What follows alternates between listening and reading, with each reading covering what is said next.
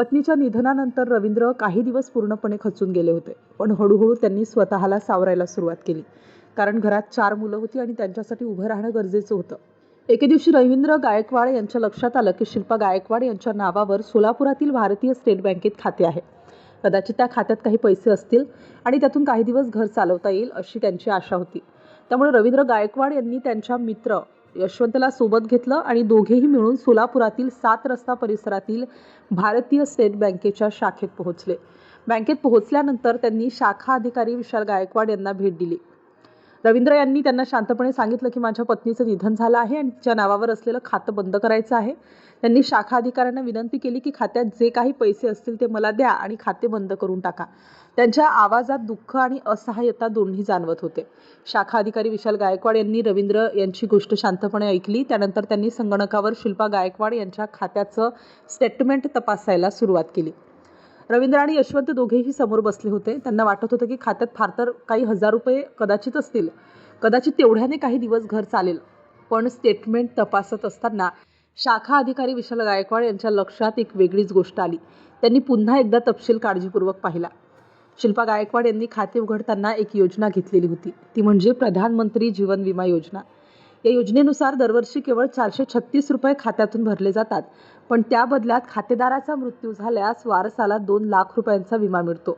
ही माहिती पाहिल्यानंतर शाखा अधिकारी विशाल गायकवाड काही क्षण शांत बसले. त्यांनी पुन्हा एकदा संपूर्ण माहिती तपासली.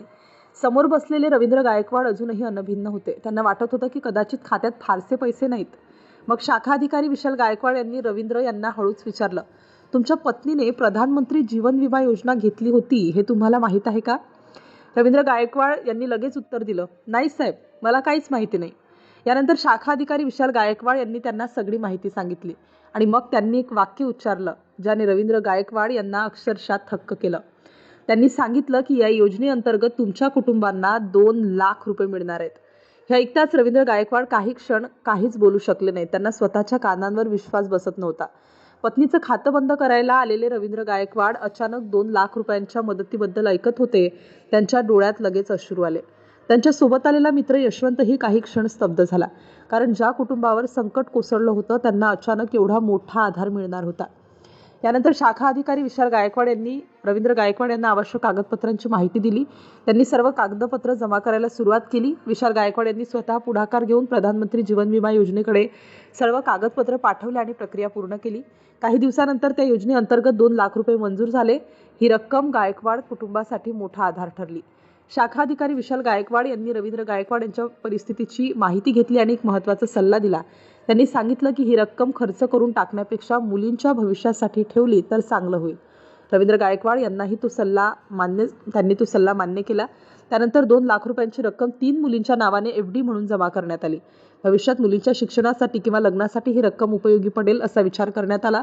पत्नी शिल्पा गायकवाड यांच्या अचानक निधनाने खचलेल्या या कुटुंबाला अखेर काहीसा आधार मिळाला.